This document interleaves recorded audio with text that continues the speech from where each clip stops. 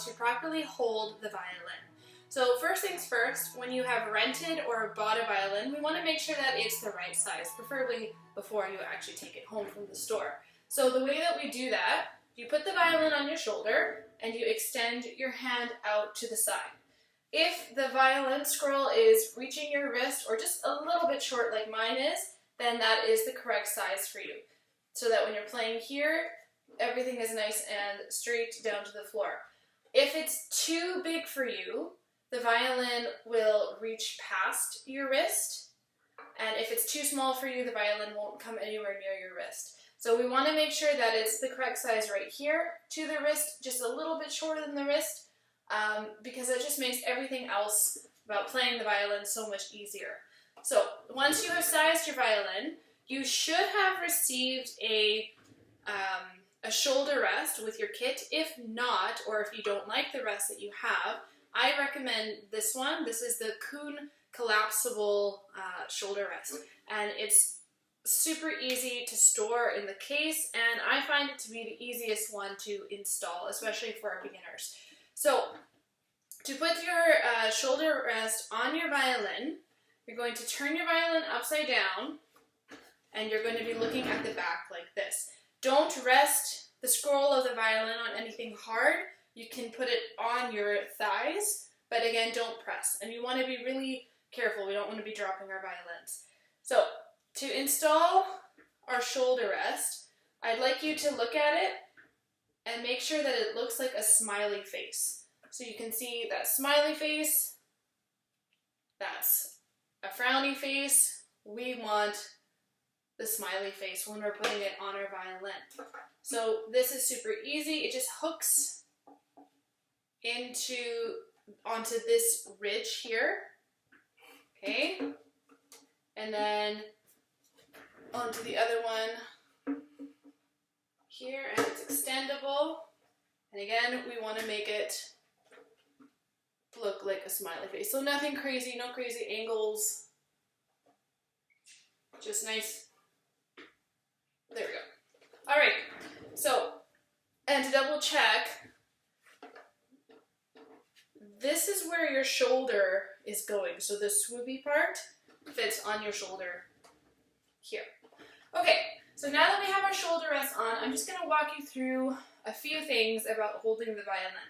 So for beginners, or for anyone who's starting out, I like to start with the violin in rest position. So tucked under your right arm, very gentle, you're not touching the bridge, okay?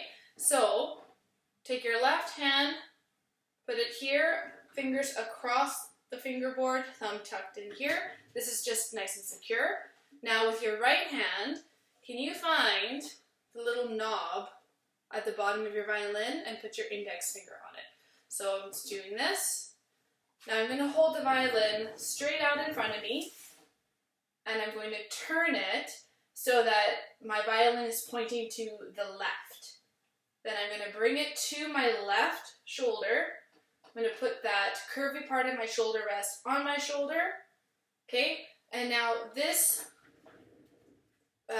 button here, we never want our violin coming out of our neck or out of our throat. So this should be like if you were going to shoot a spitball through a straw or something, the spitball would go right in front of your neck, not into your neck. You don't want that icky stuff against your skin. So pretend that this is a spitball straw and you don't want it to hit you. It's going to go right across. All right. So now that we have it here, our violin, it's not going to be flat like this. It will tilt forward a little bit. You'll feel the shoulder rest on your collarbone right there.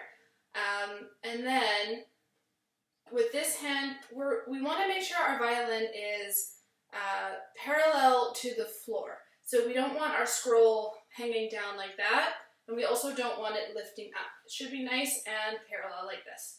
Okay, so this here, this is called our chin rest.